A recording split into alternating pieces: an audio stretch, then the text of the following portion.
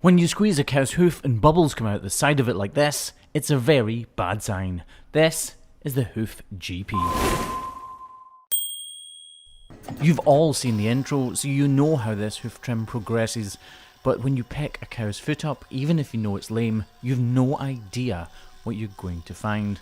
And right now, looking at this hoof with the grinder in my hand, all I'm worrying about is balancing the claws to make sure that half of her weight is on one claw and half is on the other, so that she's as comfortable as she possibly can be.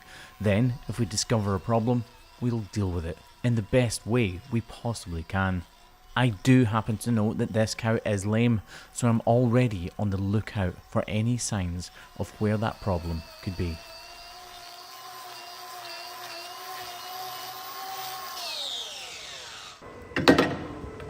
So you can see here, there's clear separation in the white line tissue.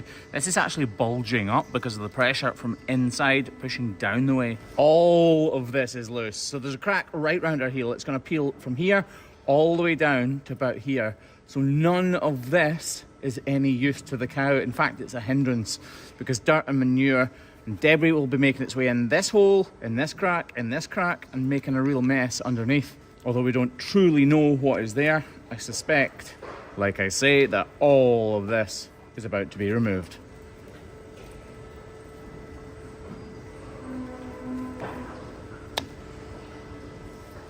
Although it's an educated guess, after trimming around 190,000 cows in my career as a hoof trimmer, I know that nothing is a certainty, so caution is the order of the day.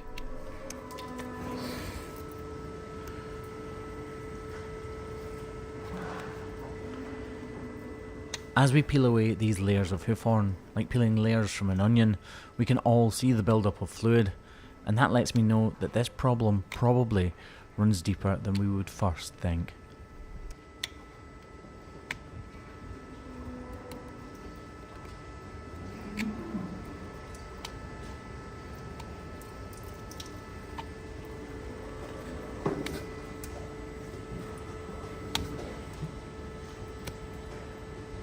I'm trying to be as gentle as I can, but as I slice away these layers of hoof horn from the sole of her foot, I'm also taking part of the wall horn, which is much tougher and requires a lot more force.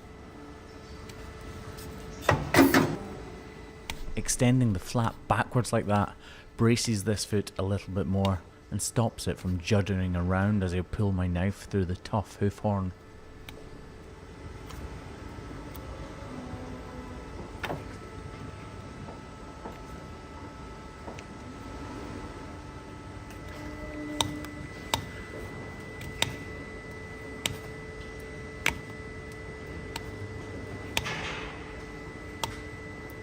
As I make these cuts, look at how deliberate my knife strokes are.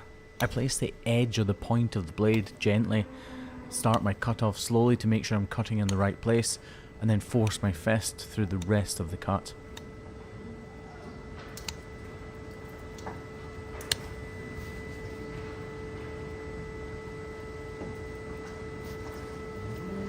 This is tedious and slow work, but we're getting to the important part. This is where it could all fall apart, or we could make a breakthrough and discover how far this abscess site truly goes.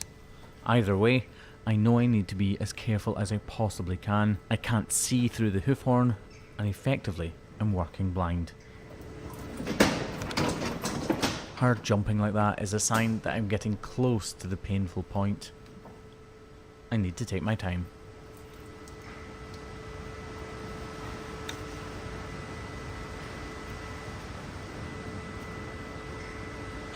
As I flex the point of my knife against her sole, bubbles of fluid appear. Again, it's another sign, telling me what's underneath, telling me what's there, but what I can't yet see.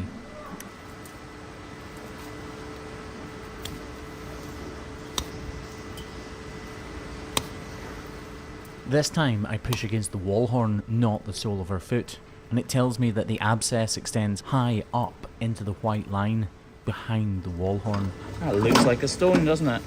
Well, it's not. I'm sure it's not a stone, but I double check with my knife because I'm about to flatten off that inner claw ready to take a block, and I don't want the stone to hit me in the hands. We dry off the claw we want to stick a block onto to make sure there's no hoof oil residue there and to make sure the block definitely sticks. Do you keep seeing that green glue and wonder where you can buy it? Anywhere in the world? Go to thehoofgp.com and you'll be able to find out. Go to. Did I say go to there? You definitely said go to. Rewind that. Go to the HoofGP, go to, oh okay, maybe I did. So as I press that, there's a bubble coming up through here and through here.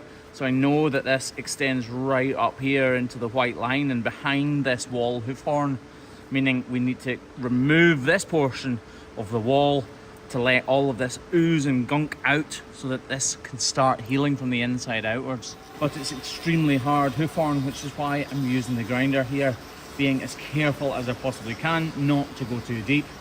If I make a mistake in this area of our foot, it could and probably would have serious consequences. Just as you break through, the last little fragment sometimes catches the grinder and does exactly that. Using this grinder day in, day out for hours on end means we've become extremely gentle and careful with its use.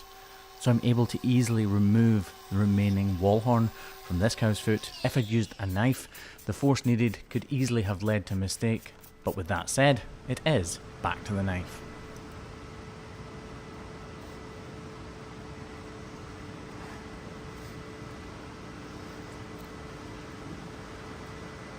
I just need to tease these last remaining pieces of detached hoof horn away from the start point of this problem.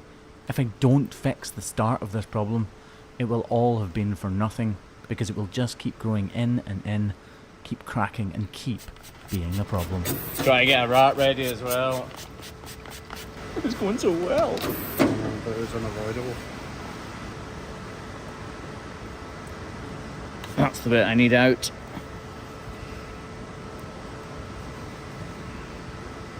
And that bit. Just a wee spit. This is not absolutely perfect, but I am very happy with how cleanly this trim has ended up.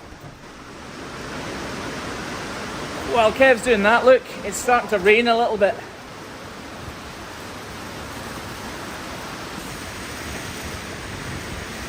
Scottish weather at its finest. The rain's actually coming down at 45 degrees, so we class that as a good day.